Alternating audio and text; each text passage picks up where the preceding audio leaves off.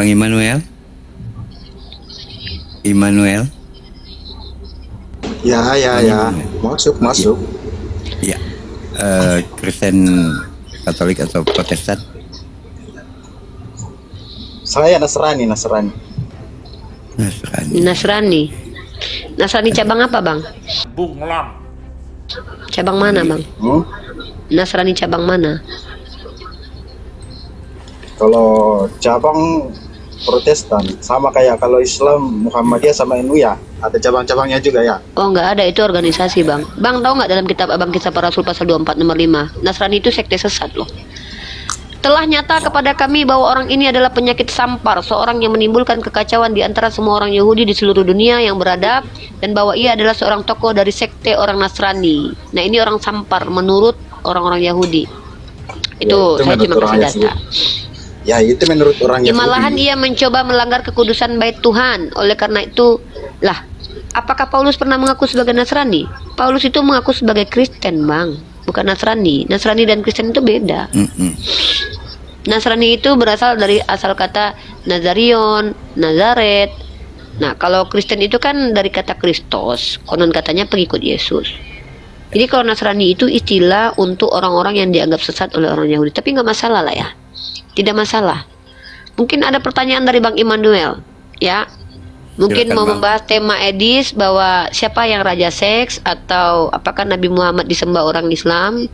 Apakah ya silakan, atau mau bertanya saja juga boleh. Kalau awam mending bertanya saja karena saya nggak mau mempermalukan orang Kristen awam. Tapi kalau berilmu kita dialektika aja, tapi dengan data. Kalau tidak berdata saya nggak mau tuh ngapain gitu ya.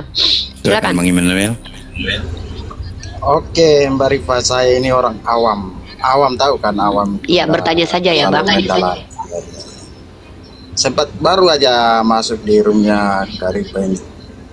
Yang masalah apa tadi itu, masalah bilang orang Kristen boleh meminum air kencingnya ya. Iya, silakan Bang. Apa Karena yang nggak mau ada ditanyakan tentang hal itu? Karena tidak ada larangan di situ ya. Ya silakan Bang, ditanggapi aja. Kalau awam kan bertanya, kalau menjelaskan berarti nggak awam, berarti berilmu nih. Nondara kan tadi. Ya sudah, saya kalau gitu cuma bertanya saja, mendengarkan Bang. dari- Mau tanya dalilnya Bang? Kalau- Dalilnya saya kasih. Nah, kalau misalnya, karena saya cuma pengen tahu juga Muslimnya bagaimana. Kalau di Muslim ada juga ada anunya itu, dalilnya itu. Oh ada. Masalah- Di Islam itu ada perintah. Perintahnya makan makanan halal dan toyiban. Jadi kalau memakan yang bukan makanan itu berdosa. Kalau memakan makanan buruk artinya berdosa. Kalau memakan makanan haram itu berdosa. Karena perintahnya makanlah makanan yang halal dan toyib. 3 kriteria nih. Pertama dari jenis makanan. Kedua harus halal. Ketiga harus baik. Makan makanan halal pun tapi tidak baik itu bisa berdosa. Karena telah menzolimi diri sendiri. Allah tidak suka kezoliman. Dalilnya jelas. Nah, maka di Islam yang boleh dimakan haruslah yang masuk klasifikasi makanan yang halal dan toyib. Itu perintah. Kalau kami langgar perintah Tuhan kami berdosa nih. Nah, sekarang saya tanya, di Kristen ada tidak perintah? Makanlah makanan yang baik. Sehingga baru kita gugurkan nih kalau orang Kristen boleh minum kencing manusia. Kenapa saya katakan orang Kristen boleh minum kencing manusia? Dalam 1 Korintus pasal 6 nomor 12 kata Paulus, segala sesuatu halal bagiku, tetapi bukan semuanya berguna. Segala sesuatu halal bagiku, tetapi aku tidak membiarkan diriku diperhamba oleh sesuatu apapun. Paulus tidak mau terikat dengan apapun. Artinya tidak ada terikat, Bang. Dengan aturan, kalian tidak terikat dengan aturan loh. Ya, di sini dikatakan menurut Kristen, menurut Paulus, segala sesuatu halal asal berguna. Kalau suatu saat orang Kristen, ada sekelompok orang Kristen bilang minum kencing manusia itu berguna, ya tidak masalah. Emang berdosa? Enggak lah, kalau berguna Ya segala sudah. sesuatu kalau berguna. Segala sesuatu yang berguna itu enggak mungkin. Boleh dimakan? Boleh dimakan. Iyalah, selagi Nah, ya itu sudah, berguna kalau bagi begitu, kesehatan. kalau begitu orang Kristen tidak apa-apa minum kencing manusia.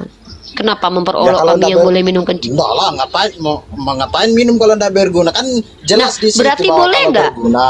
Sama, ngapain saya minum kencing onta kalau saya lagi nggak sakit? Lagi pula kalau saya sakit, kenapa harus minum kencing onta? Kencing onta itu adalah salah satu solusi di mana saat itu tidak ada lagi tempat, tidak ada lagi obat-obatan. Itu konteks hadis itu. Tapi apa yang dilakukan orang Kristen? Kalian diperintahkan minum kencing onta. Mana ada perintah Rasulullah minumlah 1 jerigen kencing onta seperti yang kalian lihat di video-video itu. Makanya saya katakan, tidak semua umat Islam itu, sebentar dulu saya bicara selesai. Tidak semua umat Islam itu betul-betul mengikuti aturan dari nabinya. Nabi saya menyuruh kami meminum air kencing onta itu bukan 1 jerigen, bukan 1 gelas, dicampur dengan susu onta. Ada campurannya untuk apa? Untuk pengobatan. Jadi kalau ada orang sehat minum kencing onta, ya dia yang pau, walaupun dia ustadz. Karena adakah Rasulullah menganjurkan kami minum kencing onta dalam keadaan sehat? Mana dalilnya? Tapi berdosa nggak minum kencing onta? Ya tidak. Mau kau minum 1 galon pun, asal kau tidak zalim kepada. Kecuali gini bang, dia minum itu 1 sendok, kemudian ayan dia tahu dia tidak boleh minum kencing onta, dia alergi dengan kencing onta, maka dia zalim karena dia menyakiti diri sendiri, dia berdosa loh. Tapi nggak masalah dia minum 1 jerigen 1 galon, sehat-sehat aja, dia makin kuat badannya, nggak berdosa dia. Kenapa dia harus berdosa? Nah sekarang saya tanya, kalau orang Kristen minum kencing manusia berdosa atau tidak? Ya, nggak mungkin berdosa lah kalau. Ya sudah, berarti boleh. Ya,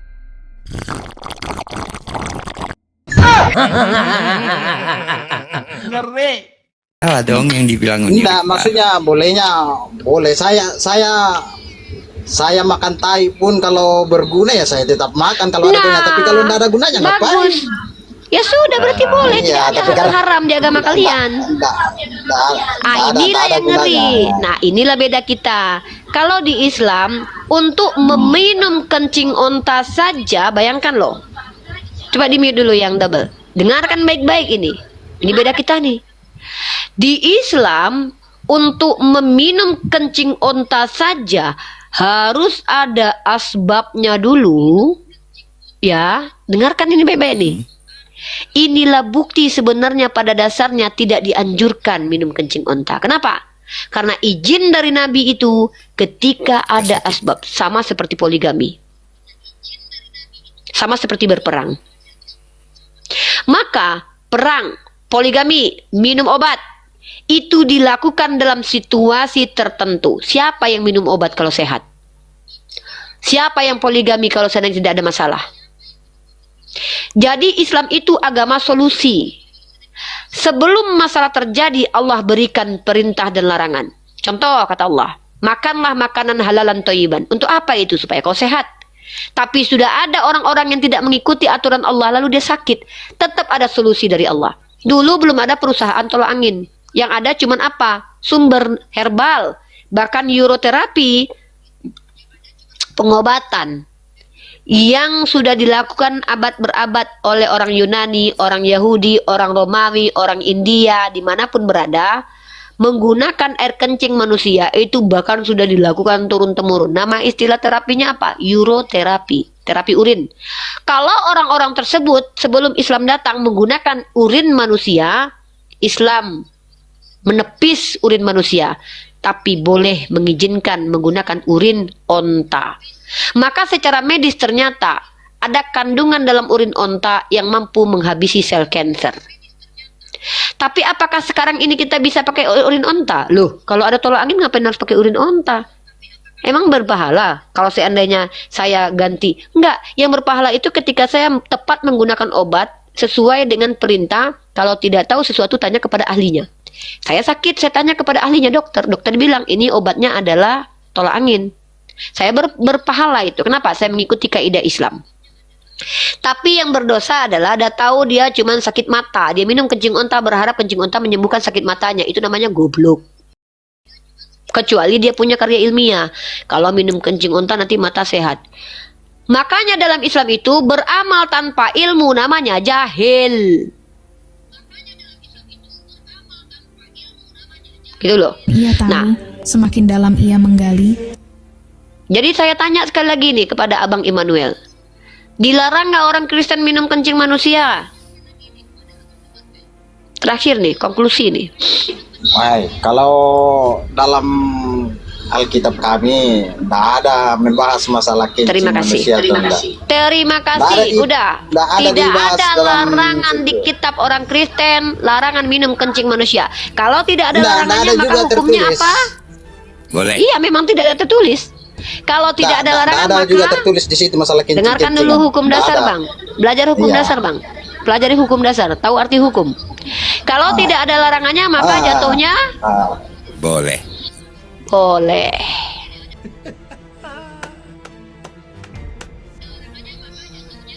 Gitu. Simple, Bang, diskusi sama saya itu. Yang Ya, penting silakan tanya bermanfaat. selanjutnya. Ya, kalau penting seandainya bermanfaat. ada orang Kristen Arab yang minum kencing onta terus berobat, dia berobat dengan kencing onta, berdosa nggak dia? Oh, Enggak. itu Ya, dari mana tidak. muncul dosanya di situ? Ya sudah, berarti itu boleh. Nggak ada bilang berdosa. Ya sudah, boleh berarti. Ya sudah, clear itu. Tidak ada lagi masalah di antara kita. Kalian tidak dilarang minum kencing manusia, apalagi kencing onta. Lalu, harusnya kalian tidak menertawakan kencing onta. Kenapa? Justru kencing onta lebih bermanfaat daripada kencing Tuhan kalian. Nah, maka onta lebih mulia harusnya. Mohon maaf nih, kalau kita pakai penalaran saya nih. Kalau kencing onta saja bisa menyembuhkan, harusnya kencing Tuhan kalian bisa menyembuhkan loh. Tapi ada tidak bukti otentik yang mengatakan orang itu bisa hidup gara-gara minum kencing Tuhan kalian? Nah, maka mohon maaf nih, kencing onta saja bisa menyembuhkan. Ya, lihat. Ya, antara kencing Nabi Muhammad dengan kencing Tuhannya orang Kristen, mana yang lebih bermanfaat buat kesehatan? Kalau saya bisa tunjukkan dalil nih. Maka ternyata Tuhan kalian, mohon maaf nih, disalib kemuliaannya dengan Nabi saya. Contoh tadi Raja SKS tadi. Nabi saya punya kekuatan 30 pria. Mari kita bandingkan. Kalian harus akui dulu nih, Tuhan kalian adalah orang yang sempurna 100%, punya hormon. Dia memiliki sifat keilahian. Pertanyaannya, kekuatannya lebih dari Nabi saya atau kurang dari Nabi saya nih? Kalau lebih berarti dia raja seksnya. Kalau kurang ya sudahlah, akuilah Nabi saya lebih kuat. Udah clear. Kita nggak perlu debat-debat kusir loh. Ngapain? Perpecahan terjadi di mana-mana nanti. Akan terjadi kesalahpahaman nanti. Kalau Uni Rifa ini metodenya konfirmasi. Kalian yang jujur, kalian yang tidak jujur akan ketahuan nanti. Maka diskusi dengan saya, kalau awam bertanya saja, biar saya menjelaskan. Silakan pertanyaan selanjutnya. Nah, itu cuman saja masalah itu tadi yang Ya, merembet pertanyaan kemana-mana selanjutnya. masalah Tuhan Yesus begini. Nah, Ya, itu aja pertanyaan saya. selanjutnya, Bangku. Saya cuma Nggak ada. pertanyakan itu aja. Ya, berarti tidak ada pertanyaan selanjutnya ya. Nggak ada lagi. Oke. Saya cuma bahas. Saya yang bertanya, boleh nggak? Saya mau bertanya tanya apa begini. itu? Kalau saya ingin jadi Kristen, kira-kira saya dibaptis gereja Mikana atau gerejanya Agatha? Silakan dijawab. Kira-kira Menurut maksudnya Anda, bagaimana itu penjelasan? kalau nih saya bilang sama Bang Immanuel, kayaknya aku pengen lah masuk Kristen. Soalnya di Kristen bersundal pun tetap masuk surga nih. Aku pengen bersundal soalnya. Ya kan, aku bersundal dulu, nanti aku jadi Kristen, tetap aku masuk surga kan enak. Maka aku bingung, kalau aku ingin jadi Kristen, aku ikut Mikana atau Agatha? Soalnya gara-gara Yesus, Agatha dan Mikana berantem. Gara-gara apa? Gara-gara Yesus nggak jujur mengatakan dirinya. Dia cuma bilang, akulah dia. Pertanyaannya, akulah dia siapa? Apakah dia anak atau bapak? Antara Mikana dengan Agatha sampai sekarang masih berantem. Coba tunjuk kepada saya. Kira-kira kalau saya jadi Kristen, ikut Agatha atau Mikana? Silakan. Jawaban saya simpel aja, tergantung keyakinanmu mana yang menurut Waduh. pemahamanmu. Waduh, Yalah, kemana sih mau menurut belajar Kristen nih? Berarti saya belajar Ya, sendiri kan nih Kristen nih. begini, sebelum masuk Kristen kan mau begini ceritanya. Yang mana saya pilih, jalan mana yang saya ini? Ya tergantung keyakinanmu. Kira-kira kalau Oke. saya pilih ini apakah betul? Kita bahas jalan nih. atau ini yang betul? Nih Islam dan Kristen saya bandingkan ya. Tolong nih ahli filsafat, sekolah, dosen. Saya minta nih dengan segala hormat nih. Saya orang mahasiswi lagi presentasi di depan publik. Kalau ada guru filsafat, ada dosen teologi, ada ulama-ulama Islam yang bisa meluruskan saya naik, mohon segera naik. Saya himbau atau DM saya di email ataupun di DM nomor handphone atau di TikTok untuk meluruskan pemikiran saya nih. Tolong dengan sangat nih. Ini namanya presentasi. Perbandingan antara Islam dan Kristen dalam ranah perbedaan bang, denominasi itu ibarat gini bang. Kalau di Islam bang, jalannya satu. Jalannya satu. Apa nama jalannya? Islam. Kendaraannya banyak bang. Apa salah satu kendaraannya? Nih Muhammadiyah nih. Taruhlah Muhammadiyah ini namanya mobil Ferrari. Ini NU namanya ini. Taruhlah NU adalah mobil apa namanya itu Rubicon. Tapi jalannya tetap sama nih bang, Islam. Mobilnya beda-beda. Saya boleh naik mobil Ferrari, boleh naik mobil Rubicon, nggak masalah, nggak berdosa saya, karena tujuannya tetap sama, jalannya sama. Tapi kalau di Kristen bang, jalannya udah bercabang-cabang bang, 6 ribuan jalan bang. Bukan mobilnya yang beda-beda, jalannya yang beda. Yang satu bilang bahwa kalau ke surga itu percaya Yesus adalah Bapa itu sendiri, jalan itu bang. Yang satu bilang kalau percaya Yesus itu selamat, kalau percaya dia bukan Bapa. Ngeri bang. Kalau yang satu bilang oh dia itu subordinat ciptaan, yang satu bilang ya Yahweh itu iblis. Bang, ini perbedaan antara Islam dan Kristen. Kristen jalannya yang bercabang. Saya bingung mau jalan kemana, mau jalan ke Mikana atau ke Agatha. Kalau di Islam jalannya satu, tapi mobilnya banyak. Mau pakai sepatu roda boleh, mau pakai sepeda boleh, mau pakai mobil Ferrari boleh. Saya pakai Ferrari lah, saya umpamakan Muhammadiyah dengan Ferrari misalkannya. Kenapa saya pilih Muhammadiyah? Karena di Muhammadiyah ada salah satu pemahaman yang akan membuat umat Islam itu open minded, yaitu apa? Muhammadiyah tidak menutup diri dari mindset orang-orang yang di luar Muhammadiyah, yang cenderung itu terbuka untuk ranah-ranah luar agama, ya. Muhammadiyah tidak tertutup itu, ya. Bukan berarti Muhammadiyah ini adalah agama yang mencampur adukan, tidak, organisasi yang mencampur adukan, tidak. Tapi lebih ke menghargai pendapat orang lain. Sama NU juga begitu sebenarnya. Tetapi tetap berpegang teguh kepada apa? Mengambil hadis-hadis sahih untuk pengamalan amalan soleh, membiarkan hadis-hadis yang doif. Bukan berarti kami menolak hadis-hadis doif di Muhammadiyah. Di NU mana? NU itu mempertimbangkan hadis-hadis doif. Apakah berdosa keduanya? Tidak. Karena itu pilihan kita cara masuk surga. Mau naik mobil yang ini atau naik mobil itu. Tapi di Kristen bang, jalannya yang bercabang bang. Wanes, Blesak, Tritunggal, Unitarian, Marsionisme, GO. Bingung bang orang yang mau jalan. Belum jalan aja udah, kemana gue? Ke gereja mana gue? Katolik, Protestan. Jangan bilang sama Katolik sama Protestan bang, beda banget nih. Bang Alfonso ini Tuhannya tetap Yesus, Tuhan abang juga Yesus.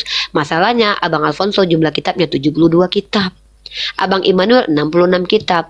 Martin Luther mengatakan Katolik itu sesat, orang Katolik mengatakan Martin Luther sesat. Masalahnya Martin Luther pendiri gereja abang Immanuel. Waduh, bahaya ini.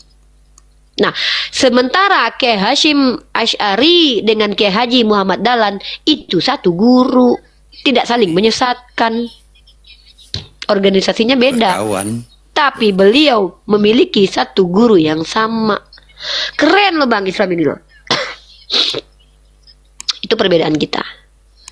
Saya kenapa cenderung senang membicarakan Muhammadiyah? Karena memang saya mahasiswi Universitas Muhammadiyah Maluku Utara dalam prodi komunikasi penyiaran Islam. Kenapa saya sangat suka sekali?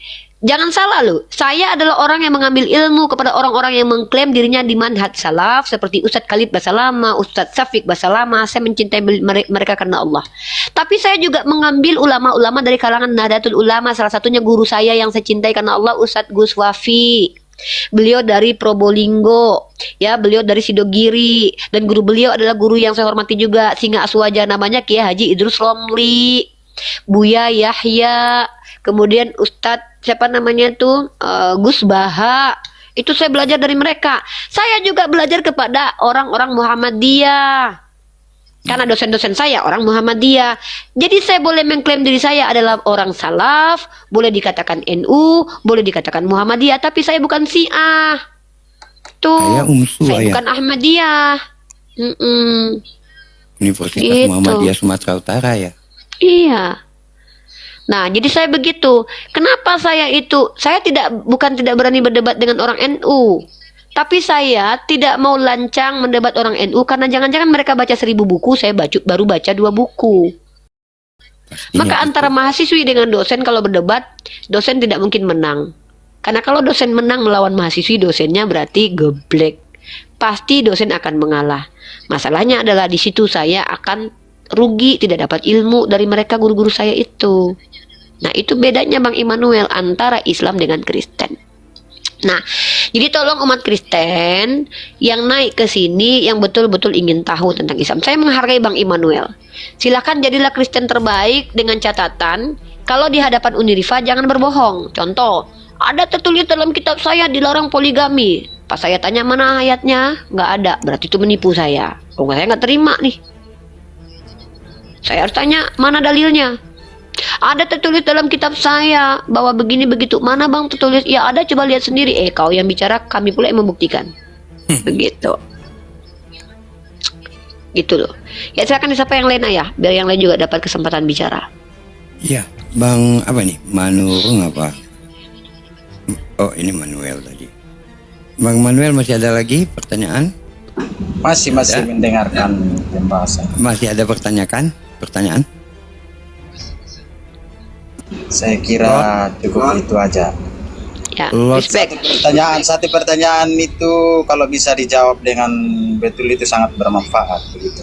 Wah, Ya, keren. oh.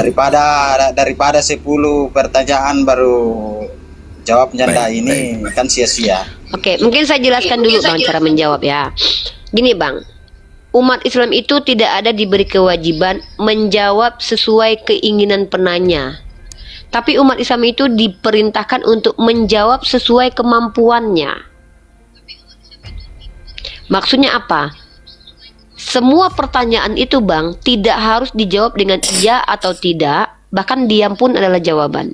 Contohnya begini, apakah Nabi adalah Tuhan? Nah, ini kan pertanyaan yang salah. Kenapa? Ya Nabi, Tuhan ya Tuhan. Kecuali ada satu esensi yang mengatakan bahwa suatu saat Nabi adalah Tuhan. Walaupun ini tidak sesuai dengan esensi. Nah, maka apa jawaban tentang pertanyaan ini? Ya tidak perlu dijawab, tapi dikritisi pertanyaannya. Kamu ngerti nggak arti Nabi? Kamu ngerti nggak arti Tuhan? Makanya terkadang orang Kristen ketika umat Islam mencoba untuk merekonstruksi ulang cara berpikir, kalian tuduh kami mutar-mutar. Sebenarnya bukan kami mutar-mutar, kami membantu kalian untuk memahami pertanyaan kalian. Bahwa pertanyaan kalian itu pertanyaannya gagal sebagai pertanyaan. Atau misalkannya, ya, tuh di manakah Tuhan yang tidak pernah bisa dilihat itu berada? Nah, kan lucu ini pertanyaannya, Bang. Di manakah keberadaan Tuhan yang tidak bisa dilihat itu? Kami kan nggak bisa lihat Tuhan, kok nanya di mana dia berada? Kan lucu ini.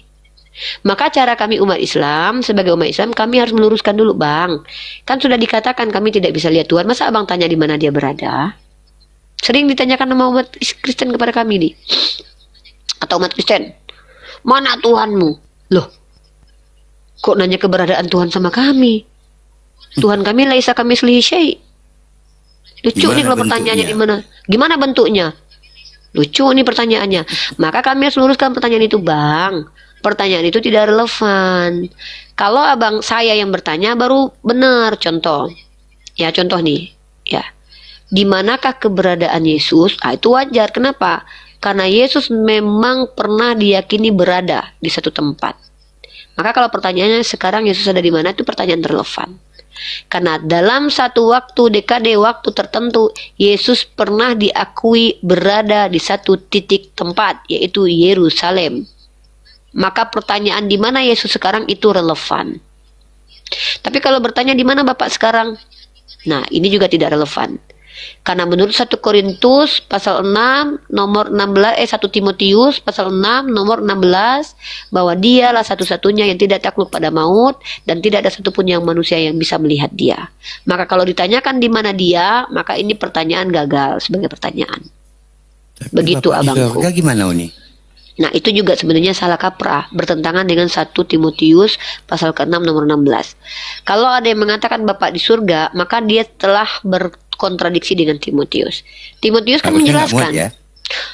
Bukan nggak muat, tidak ada yang bisa mengatakan bahwa dia berada di surga kecuali dia yang bilang sendiri. Pertanyaannya, pernah nggak Bapak bilang kalau dia di surga? Yang bilang kan Yesus, dan itu pun terjemahan kan. Sebenarnya bukan surga, tapi adalah samayim atau Uranus, langit. Artinya kalau langit ini tuh polisemi nanti, ya? Maknanya banyak. Tempat tertinggi boleh. Karena kalau kita pakai istilah harfiah bahwa langit ada surga, berarti kita setiap hari lihat surga dong. Kita kan lihat langit. Berarti saya kemarin ngelewatin surga dong. Saya kan di atas langit kemarin naik pesawat. Oh iya. Gitu. Lewat gitu ya? Iya, lewat surga saya. Maka Lord, Ya, silakan disapa dulu, Pak dosen. Lord. Yo, waalaikumsalam warahmatullahi wabarakatuh. Muslim Bang Iya Lord. pertanyaan, iya pertanyaan Muslim nggak? iya Muslim. betul Muslim. Oh, Enggak, Belum murtad. pernyataan. Mualaf dia dari Konghucu dia Pak dosen. Jero salah Bang Jero. Enggak, tadi betul pernyataan Mbak Uniripa tadi ya. Ada pernyataan atau pertanyaan yang metafisik itu nggak bisa dijawab dengan sesuatu yang real gitu kan. Jadi kalau dalam konsep filsafat itu namanya metafisika. Di manakah surga berada? Itu kan pertanyaan metafisik ya kan. Nggak bisa diberikan jawaban yang berbentuk fisik ya, fisika. Jadi metafisik itu adalah sesuatu yang unreal, jadi sesuatu yang tidak nyata. Maka jawabannya itu tidak nyata juga. Dalam arti dia masih berada dalam alam pikiran manusia. Contoh di dalam Bible dikatakan nanti kelak itu manusia katanya akan masuk ke dalam lembah Hades ya. Kalau dalam istilah Bible-nya itu di Bible dalam quote yang aslinya itu adalah Hades atau alam kegelapan. Nah, kalau kita itu namanya alam kubur gitu kan. Nah, nanti akan alam kegelapan itu ada namanya Hades. Nah, itu makanya konsep ini sama dengan konsep mitologi Yunani ya, tentang dewa-dewa. Makanya kalau ada pertanyaan, di manakah Tuhan berada? Itu kan sesuatu yang metafisik gitu kan. Sesuatu yang unreal, tetapi itu nggak bisa diberikan jawaban yang fisika. Nah, jadi maka jawabannya harus metafisik juga, sesuatu yang unreal juga. Nah, jadi itu tambahnya nih Ripa. Jadi pertanyaan dari Oten itu harus diberikan jawaban yang mana yang tepat. Apakah dia metafisik atau yang fisik gitu kan? Nah, lanjut Ini aja, menarik ini Pak dosen. Ini menarik Pak dosen. Kenapa? Lanjut. Anda mengatakan tadi sesuatu yang metafisik tidak bisa dijawab dengan yang fisik. Oke? Nah, ini semakin menjadi menarik menurut saya. Bagaimana mungkin kita menerangkan, menjelaskan kepada penanya yang memang memiliki sesembahan yang berfisik. Iya. Jalan Mas. Betul nggak? Saya pernah mengkritisi ini di dalam situs atau website saya kan. Sebenarnya konsep Tritunggal sendiri itu konsep yang gagal sebagai konsep loh. Kenapa saya katakan konsep Tritunggal gagal sebagai konsep? Karena konsep sendiri artinya kan adalah hasil produk pikir manusia kan. Ya. Konsep itu kan penjuantan dari apa yang telah terbangun dalam benak manusia kemudian dikeluarkan entah berupa pemikiran, perkataan atau sebuah apa gitu kan. Itu konsep namanya tuh. Kalau kita bicara tentang konsep loh. Nah, jadi kalau kita bicara konsep, nih kita pakai ini aja ya. Kita pakai pemahaman-pemahaman yang umum saja nih.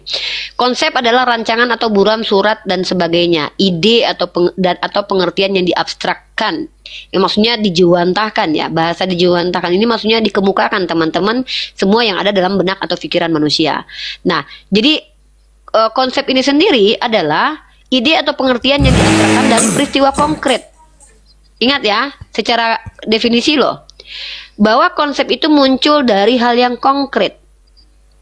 Maka tidak mungkin Tuhan itu terkonsep, karena Tuhan itu tidak konkret dalam artian tidak fisik, tapi metafisik, beyond logic. Karena kalau konkret sendiri kan hal yang bisa diindra tuh. Realitasnya semua yang diindrakan.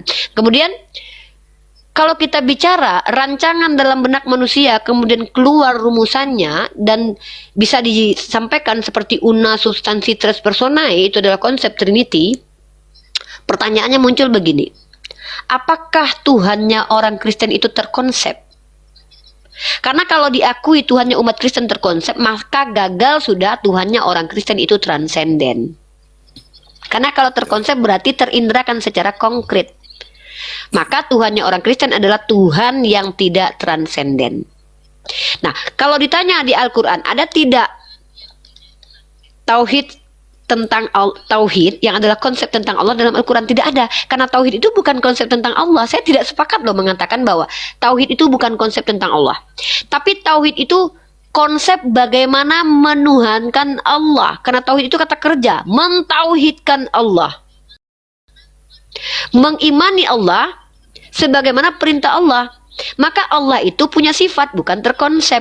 Sifatnya Allah ceritakan ke kita. Dari mana dasarnya itu? Kul, kata Allah. Allah beritakan ini, huwa ahad. Huwallah ahad. Allah bilang nih ke kita nih, Allah, katakanlah bahwa dia Allah itu ahad. Ini perintah Allah langsung loh.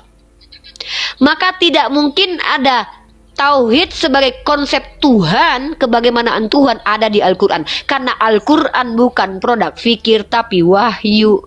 Informasi di dalamnya bukan dari hasil berpikir tapi informasi transenden dari Allah. Wajar tidak ada tauhid sebagai konsep di dalam Al-Quran, karena Al-Quran bukanlah konsep. Tapi Kristen, lucunya lagi, mereka percaya bahwa Tritunggal ini adalah konsep yang penuh dengan misteri, tak terpahami, tapi disebut dengan konsep. Makanya saya bilang, orang Kristen harusnya sekarang mulai berbenah diri ini. Tolonglah himbau kepada pendeta kalian berhenti mengatakan Trinitas itu konsep. Karena kalau Trinitas dikatakan konsep, maka diakui bahwa Trinitas adalah hasil produk berpikir manusia, bukan informasi dari Tuhan. Nah, tapi kalau Shema Israel, Adonai Elohenu Echad, Elohenu Echad itu bukan konsep, tapi informasi wahyu. Bedakan itu loh. Nah, itu kenapa tauhid itu adalah konsepnya orang Islam untuk menuhankan Allah. Makanya kalau ditanya setiap orang nih, bagaimana kau menuhankan Allah? Dia akan jawab panjang, tapi secara esensi sama. Makanya itu kayak si Joseph itu bilang, kamu pikir tauhid yang Allah imam mana? Loh, yang namanya konsepsi setiap orang nggak ada yang sama, tapi secara garis besar pasti sama. Tidak ada satupun umat Islam yang bertentangan tentang satu apa Allah. Nggak ada. Tidak ada yang mengatakan, oh satu pribadi. Nggak ada. Oh satu, tapi semua menyepakati Allah satu apa? Satu-satunya. Izin Uni, saya mau tanya. Itu. Tadi menarik pada saat Uni berkata, nggak apa-apa kan Muslim nanya kan Uni? Boleh. Apalah, Iya. saling berbagi. Iya, makasih Bunda Guru. Jadi tadi menarik pada saat Uni mengatakan Shema Israel, Adonai Elohenu, Adonai Ahad, ya kan. Kemudian Uni membawa Al-Ikhlas, Ahad. Berarti di sini terjadi kesinambungan atau estafetisasi satu ajaran yang tidak terjadi keterberubahan dalam risalah mentuhankan Tuhan, yang esa kebagaimanaan daripada Tuhan Nabi. ya. Jadi gini loh, terjadi estafetisasi yang tidak terjadi keterberubahan atau terjadi kesinambungan dari ajaran para nabi-nabi sebelumnya yang tidak terjadi keterberubahan, yaitu mengenai menyembah kepada hanya Tuhan yang Esa, Ehad atau Ahad. Iya betul. Lebih tepatnya korelasi, Bang Jaru, korelasi. Makanya saya Ya. pernah memberikan sebuah statement bahwa para nabi itu adalah orang-orang yang melanjutkan tongkat estafet kerasulan dan kenabian. Karena setiap zaman, setiap masa, bentuk kecintaan Allah kepada hamba-hambanya, Allah tidak membiarkan begitu saja manusia tersesat. Maka Allah memberikan petunjuk melalui para nabinya.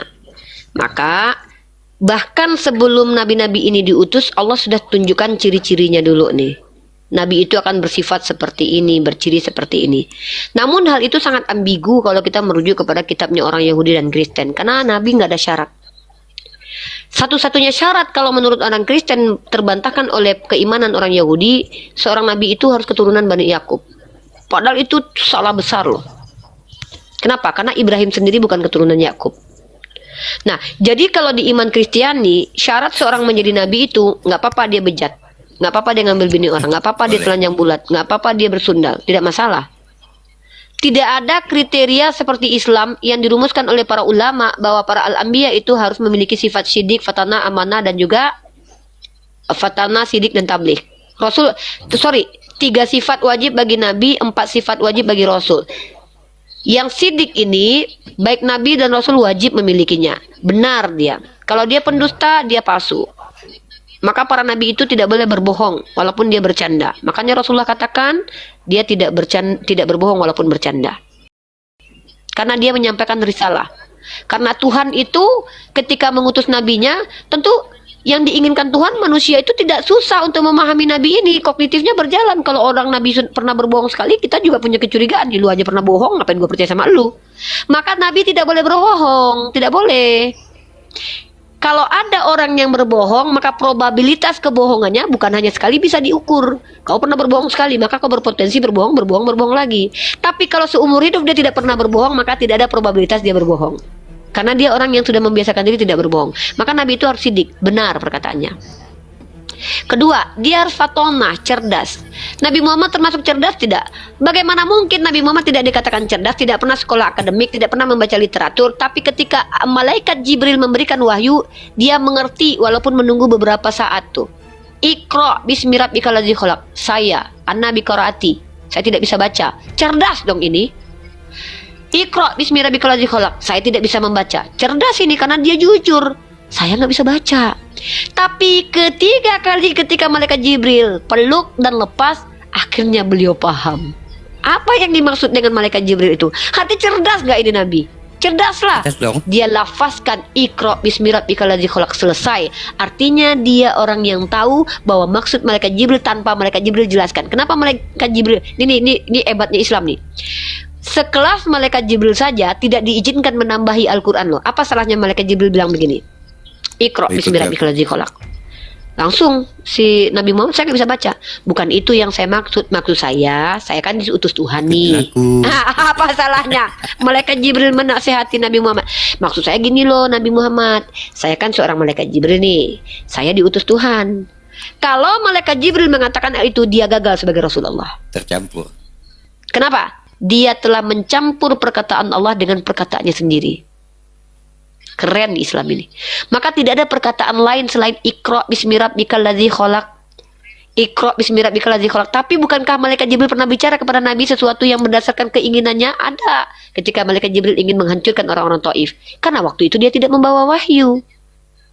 Ini keren banget ini Islam nih loh. Bukan proses membawa wahyu. Iya. Tapi ketika proses membawa wahyu, maka malaikat Jibril diperintahkan oleh Allah dan dia tidak mencampurkan. Artinya baik malaikat terbukti validasi dari Allah, pembuktian secara ilmiah, dia tidak mencampur perkataannya dengan perkataan Allah. Nabi Muhammad begitu juga. Ya. Maka Nabi Muhammad SAW memerintahkan untuk tidak mencatat apapun di zaman wahyu turun kecuali Al-Quran. Artinya Nabi Muhammad sudah cerdas sekali antisipasi supaya tidak terjadi seperti ahli kitab lain, di mana Matius 1 Yohanes pasal 5 ayat 7 yang adalah kutipan-kutipan menjadi sisipan ke dalam kitab suci. Maka Nabi Muhammad sudah berpikir, intuisinya sudah sampai ke sana nih. Tidak ada yang boleh menulis kecuali Al-Quran.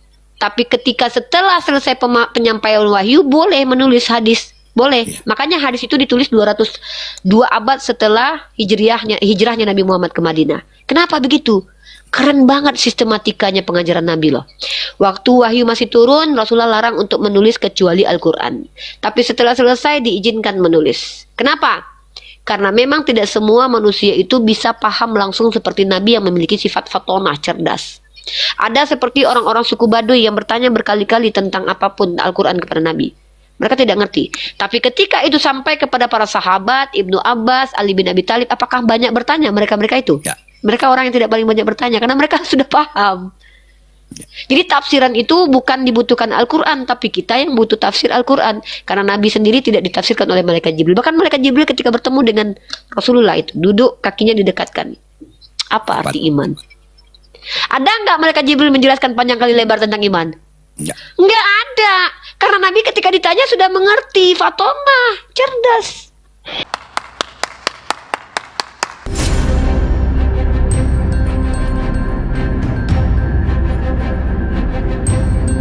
The religion of Jesus was Islam. Because with Allah, there is only one religion. He says, Inna dina indallahi al-Islam.